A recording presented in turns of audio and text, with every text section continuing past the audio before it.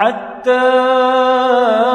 إذا فتحت يأجوج ومأجوج وهم من كل حدب ينسلون. Bismillah ar-Rahman ar-Rahim. We begin with Allah's blessed name. We praise Him and we glorify Him as He ought to be praised and glorified. And we pray for peace and for blessings on all His noble messengers, and in particular on the last of them all, the blessed Prophet Muhammad sallallahu ta'ala alayhi wa sallam. But I want to take you now back to that spot in the Caucasus Mountains, because we want to fine-tune our attempt to identify Gog and Magog. It is not sufficient to say that Gog and Magog are the European Christians and European Jews. No. Because amongst the European Christians and European Jews, there will be those who become Muslims, there will be those who are our friends and allies. Do not make the mistake of declaring of all Jews that they are your enemies, and all Christians, they are your enemies. That will be quite foolish. An American woman went to Israel and stood up in front of an Israeli bulldozer to protect a Palestinian home. And the bulldozer ran over her. The media, of course, buried it. Can you say of that woman that she is your enemy? Could you say of that woman that she is Gog and Magog? But she is white, and she is American. So we will have peanuts in our heads if we make a blanket statement, all white people, or all Americans, or all Christians, or all Jews. Not at all. Don't fall in that trap. Let's fine-tune to try to locate Gog and Magog. We have to go to the Caucasus Mountains. And there at the Caucasus Mountains, we have to look for a people with power.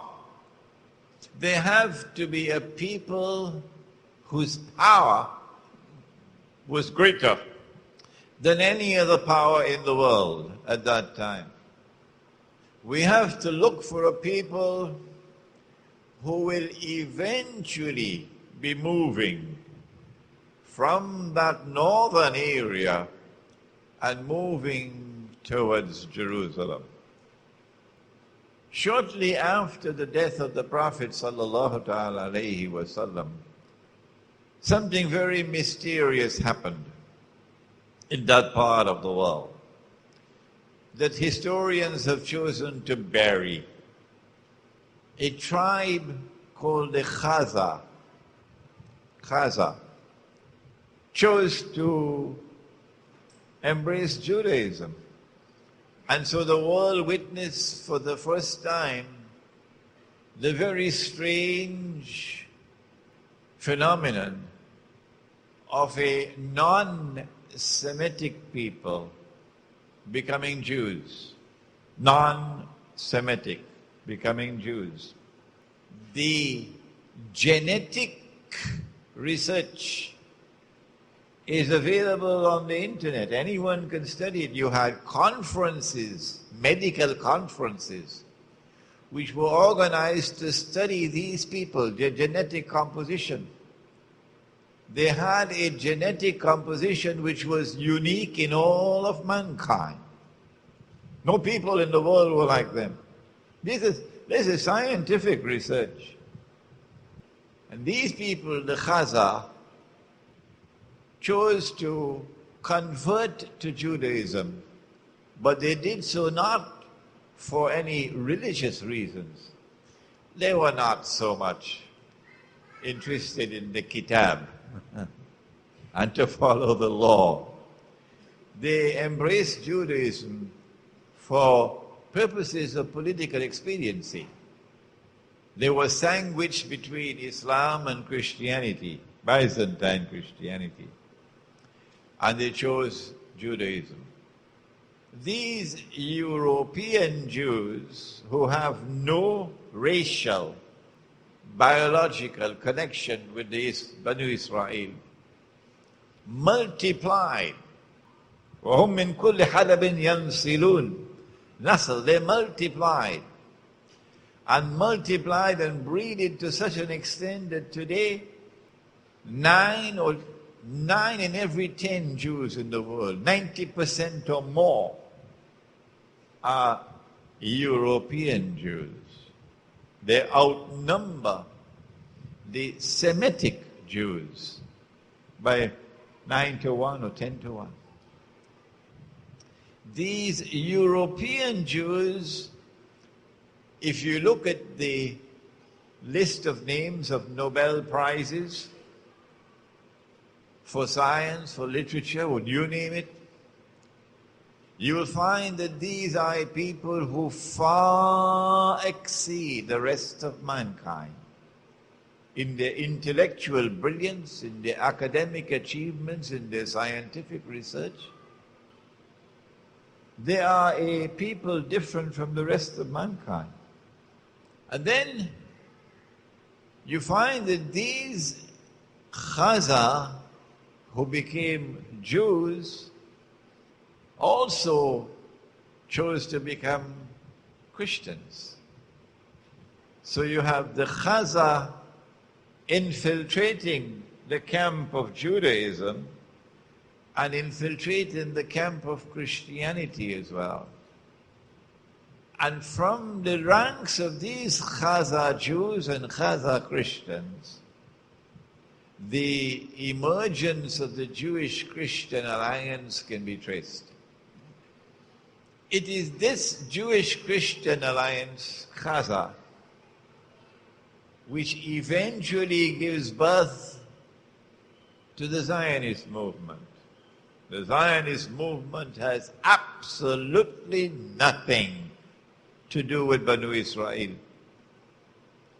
It is an essentially and an exclusively European achievement. It is these Khazar who, having become Jews, first Jews and then Christians, who built an empire that was the most powerful in Europe and Central Asia. And when the armies of Islam had simultaneously defeated the two superpowers in the world, the Persian Empire and Byzantium, and had emerged as the most powerful military force in the world, Khazar blocked our way. We could not defeat them. And so it would be quite correct to say that the Khazar demonstrated a military power without equal in the world at that time. It is from this part of the world that they spread out. They spread out to Eastern Europe, they spread to Russia, and eventually crossed the sea to the United States. And they are at the heart of the revolutions which transformed Europe from Christendom into modern Western civilization. They are at the heart of the Bolshevik Revolution in Russia, which overturned Christianity in Russia. They are at the heart of the French Revolution, in consequence of which the back of the Christian church is broken. The prohibition of riba is now consigned to the garbage bin. And they are at the heart of the creation of the Zionist movement. It is these Khazar, Jewish and Christian, who now move to the Holy Land, assisted by a strange and mysterious Jewish Holocaust. And the history of that will one day be revealed on Judgment Day.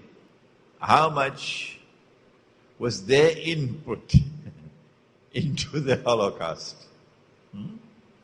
So that you have an exodus now of these European Jews to the Holy Land.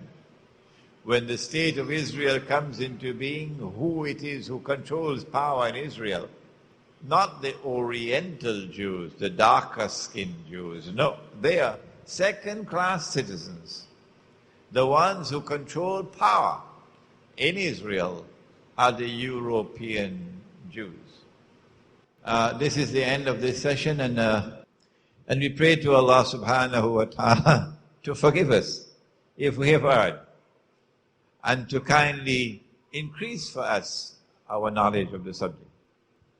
And we pray for peace and for blessings on all His noble messengers, and in particular on the last of them all, the blessed Prophet Muhammad sallallahu ta'ala alayhi wa sallam. Assalamu alaikum wa rahmatullah.